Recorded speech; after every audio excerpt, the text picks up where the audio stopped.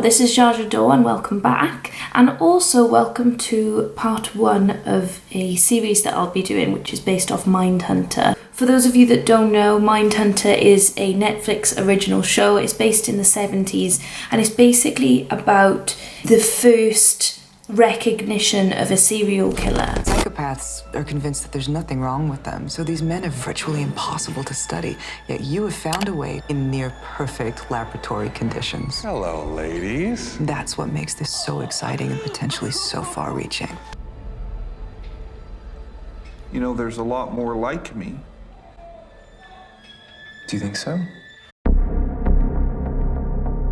Just quite a serious disclaimer. If you're of a sensitive nature, or even if you're not and you're just not, basically what I'm trying to say is that if you are sensitive to any graphic or gruesome details of murders, please do not watch this video. I mean, there are some very graphic details to these cases which I will be talking about in this video. So the first of my Mindhunter series will be focused on Edmund Kemper.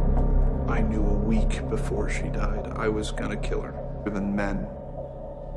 So they learn strategies, deploy their minds in their sex, and they intuitively learn to humiliate. Cameron Britton, the actor that plays him very well. You find yourself actually feeling quite sorry for the character, even though you know of all the horrendous things that he's done. He's weirdly charming. Cameron did a very good job of portraying Edmund Kemper. Edmund Kemper was born on the 18th of December 1948. He was born in Burbank, California. At the time of his birth, he actually weighed 13 pounds. His parents were Clarnell and Edmund Sr. He was the middle of 2 children. Growing up, he idolized his father, but he had a really odd and dysfunctional relationship with his mother. His father was an electrician and his mother worked as an admin person in a uni. Edmund was incredibly advanced for his age. At the age of just 15, he had an IQ of 136.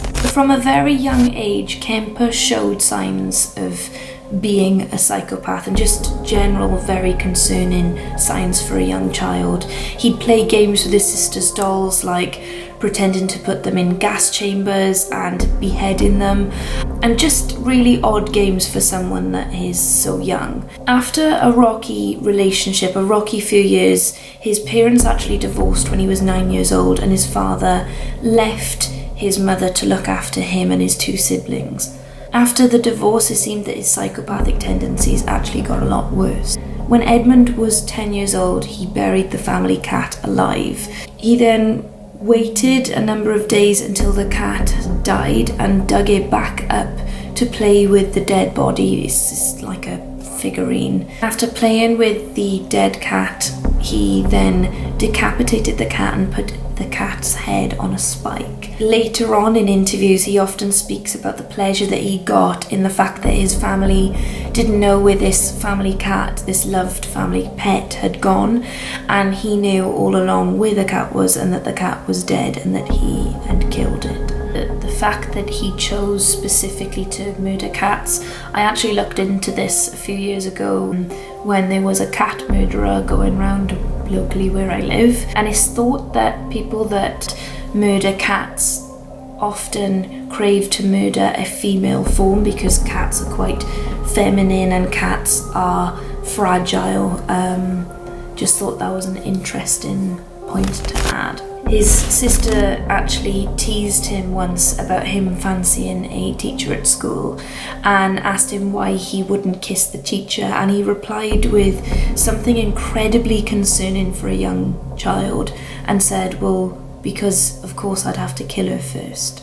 So Edmund's mother, Clarnell, would actually make him sleep in the basement of his house, her reasoning being that she thought that if he slept on the same floor as his sisters, which was 2 floors above, that he would rape them or hurt them or abuse them in some way or shape or form. She refused to cuddle him when he was growing up, and she said that if she did cuddle him, she would worry that she'd turn him gay. And she often called him a weirdo because he was so tall. At the age of 15, he stood at 6'4". There was clearly a very dysfunctional relationship between Edmund and his mother, Clarnell. At the age of 15, the relationship between Edmund and his mother just got worse and worse, and he decided to run away to find his father.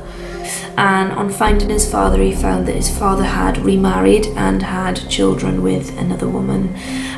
His father actually rejected him and sent him off to live with his grandparents. So Edmund went off and he lived with his paternal grandparents. He lived with his grandmother Maud and his grandfather Edmund Sr. I realise it's a little bit confusing because his dad is also called Edmund, but we'll forget about his dad for now, and we'll just refer to his grandfather as Edmund Sr. On the 27th of August 1964, Edmund was sat in the kitchen. He was 16 years old and he was having an argument with his grandmother Maud. A regular, family teenage argument was happening in the kitchen. His grandfather, Edmund Sr., had gone out to get groceries. In a fit of rage, Edmund left the kitchen and went to his bedroom where he kept a rifle. The rifle was bought for him by his grandfather for them to both go out hunting. He brings the rifle down to the kitchen and his grandmother looked up and simply said, "Please don't go out and shoot the birds." Edmund shot his grandmother once in the head and twice in the back, killing her almost instantly.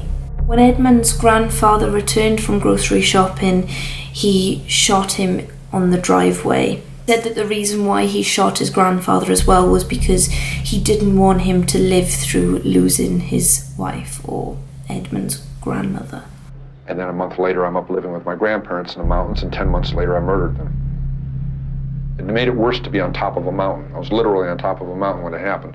And I sensed everybody in the world just stopping what they were doing, turning around, saw what I did, and are coming to get me. Edmund, in a panic, didn't know what to do, so he decided to ring his mother. He rang his mother and explained what he had just done, and his mother urged him to call the police. Edmund then called the police and was taken into police custody very soon after.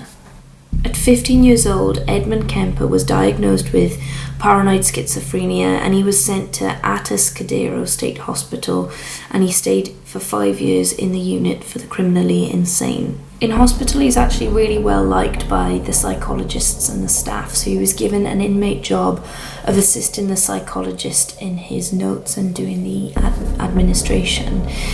In doing this, Edmund actually learned how to further manipulate his psychiatrist and the rest of the staff. On Edmund's 21st birthday, December 18th, 1969, he was released on parole and sent to live with his mother, Clarnell. So it's quite interesting. On his release, his psychiatrist actually was quoted saying, "If I were to see this patient without having any history available or getting history from him, I would think that we were dealing with a very well-adjusted young man who had initiative, intelligence, and who was free of psychiatric illness." It's my opinion that he has made a very excellent response to the years of treatment and rehabilitation, and I would see no psychiatric reason to consider him to be of any danger to himself or of any member of society. And since it may allow him more freedom as an adult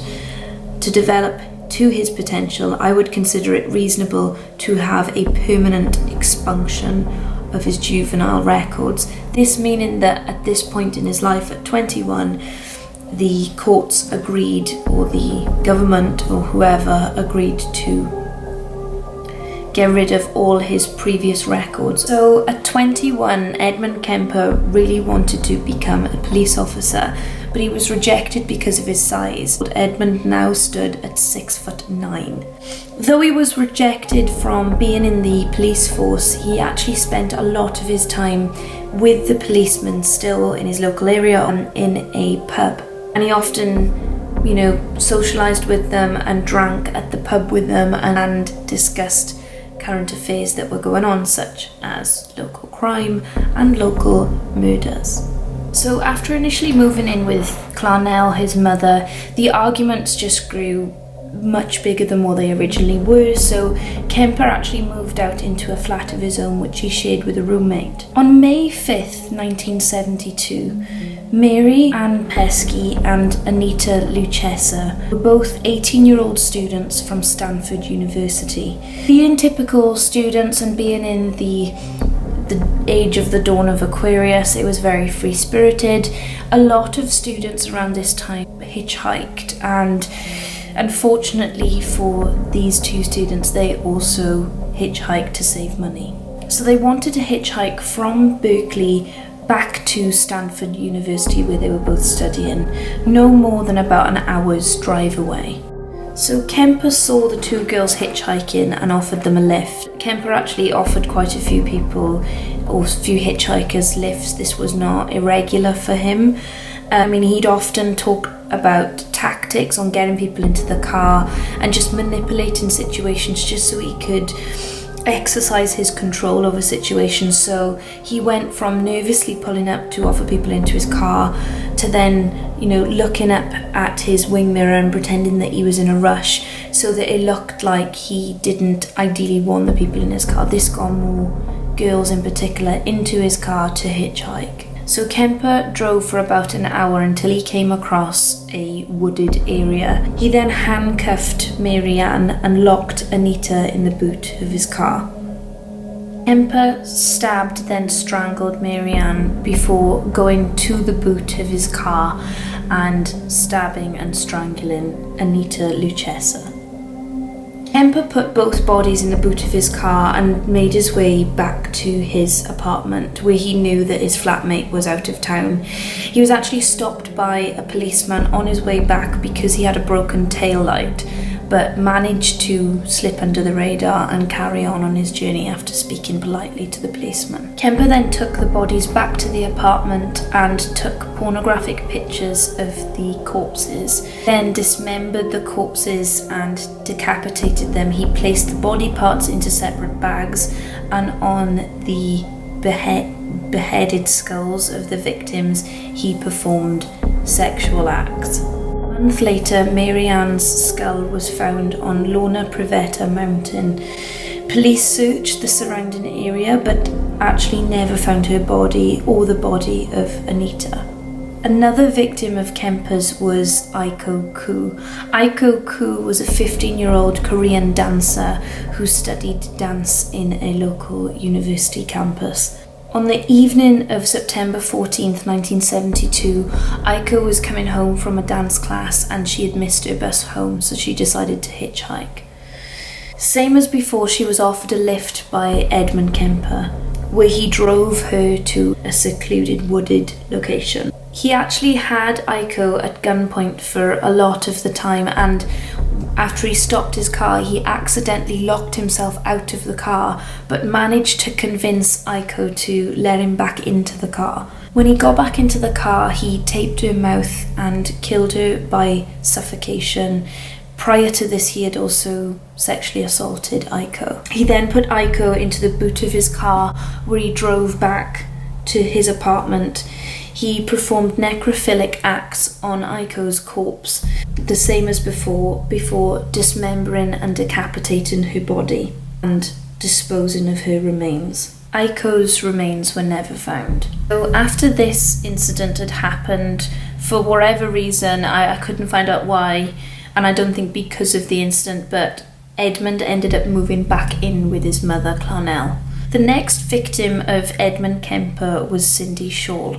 Cindy was an 18-year-old student from Cabrillo College. I don't think I pronounced that correctly. On January 7th, 1973, Edmund was driving near her college campus where he saw that Cindy was hitchhiking and offered her a lift. Edmund Kemper does a lot of interviews where he talks about his victims and the murders, and one that I watched of him showed a tactic that he'd used where he pretends that the door of the passenger sitting next to him isn't closed, so he tells the passenger to reopen and close the door.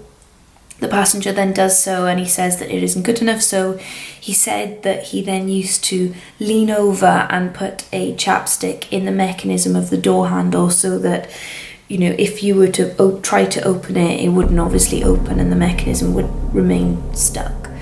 And that was one of the tactics that he kept people in the car with him, which I just find so creepy. Edmund drove Cindy to a secluded area in the woods again and fatally shot her with a .22 caliber pistol. He shot her in the head and then placed her body in the trunk of his car and drove his body back to his mother's house, where he kept her body in a cupboard in his bedroom overnight and went out for a drink.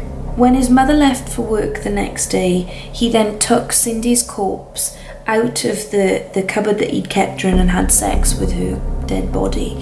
He then removed the bullet from her skull just so that they couldn't trace the gun back to being his, and dismembered the same as before, decapitated the body and performed sexual acts on it. He kept Cindy's decapitated head for several days, performing yet again sexual acts on her before he then decided to bury her head facing up towards his mother's bedroom in the garden.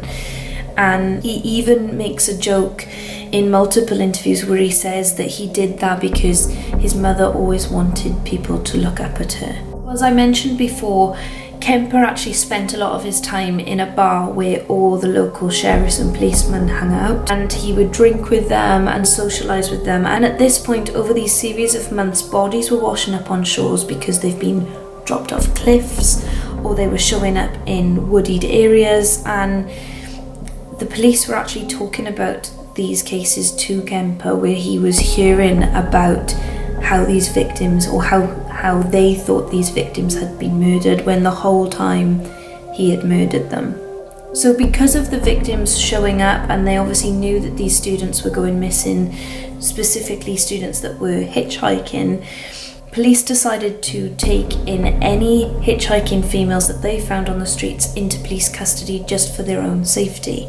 Police in the Santa Cruz area also advised that students only accept lifts or, rides from any cars with the university campus sticker on them. Ironically, Edmund Kemper actually had one of these stickers because his mum worked as an admin person in the uni. On February the 5th, 1973, Kemper had a super heated argument with his mother, and he'd left his house in a fit of rage. He drove down to the Santa Cruz campus where he came across 23-year-old Rosalind Thorpe and 20-year-old Alison Liu. He offered both girls a lift, and Rosalind actually got into the car and reassured Alison that the car was safe and who they were driving with seemed trustworthy. Once again, he drove to a secluded area. He fatally shot both victims in the head with a .22 caliber pistol and then wrapped their bodies and put them in blankets in the boot of his car. Different to before, he actually dismembered and beheaded both corpses in the car before carrying the headless bodies and heads back up to his bedroom, where he kept them in his cupboard. I'm sure you can guess what happened next. He then removed the bullets from both skulls to prevent identification, and the next morning he discarded their bodies off a canyon, to which both were found 1 month later in March. In April 1973, the Sheriff's Department were called by a local gun trader and told that someone had tried to buy a gun from his shop who had previous convictions. Looking into this, I wasn't sure how they knew that he had previous convictions because, as I said earlier in the video, it was told that his records were expunged. The Sheriff's Department recognised that it was Big Ed, Edmund Kemper, that they knew as having the gun, so they made a joke about it and sent the most junior member of staff, whose name was Michael Alufi, to go and collect the gun from Kemper. Ironically, they sent him because they knew that he'd intimidate Michael Alufi, being as he was junior, and Edmund to the sheriffs was known as the Gentle Giant, and they just thought that he would be intimidating. It'd be funny because he's 6'9". So Kemper was really helpful when Michael Alufi came to collect the gun. They collected the gun with no problem whatsoever and The gun was confiscated, and there was nothing more to it. Just over 2 weeks later, on April 20th, 1973, police receive a call from Edmund Kemper. A few days prior, Clarnell, Kemper's mother, had come home from a party and she was drunk. She went out to a party, she got soused. She came home alone. I was woken up by that. I came out. You know, that night I walked up to her bed. She'd come home quite late, and on coming home she had woken Kemper up. She went straight to her room, got out a book in bed and read her book. Kemper, who'd just been woken up by his mother, walked into the room, to which she looked up and said to him, she says, "Oh, I suppose you're gonna want to wait up all night and talk now." Can you believe that? I looked at her, I said, "No." I said, "Good night." Kemper waited for his mother to fall asleep before he bludgeoned her with a hammer. He then slit her throat and decapitated her head, where he then performed sexual acts on her head. He then placed his mother's head on a mantelpiece, where he argued with her decapitated head for the majority of the evening and used her head as a dartboard. After doing this, he went out for a drink at a local bar, and on his way back, he actually came across his mother's best friend. He invited his mother's best friend over for a movie and some food, and as soon as his mother's friend came through the door, he then strangled her to death before he spent the evening with her lifeless body. In the morning the next day, he stuffed her body into a cupboard to clean up the crime scene. Kemper left in his mother's friend's car and drove to a town in Colorado. On his drive from California to Colorado, he didn't hear of his murders being on the radio, so he decided to find a phone booth once he got to Colorado, and he actually turned himself in. Over the phone, he confessed to killing his mother, Clarnell, as well as her best friend, Sally Harlott. He actually also, on the phone, confessed to killing the students that went missing. And for this, he was known as the co-ed killer. So police, on hearing this confession from Edmund, actually didn't believe him. He was considered a friend of the police, and they just didn't think he was capable of doing something like this.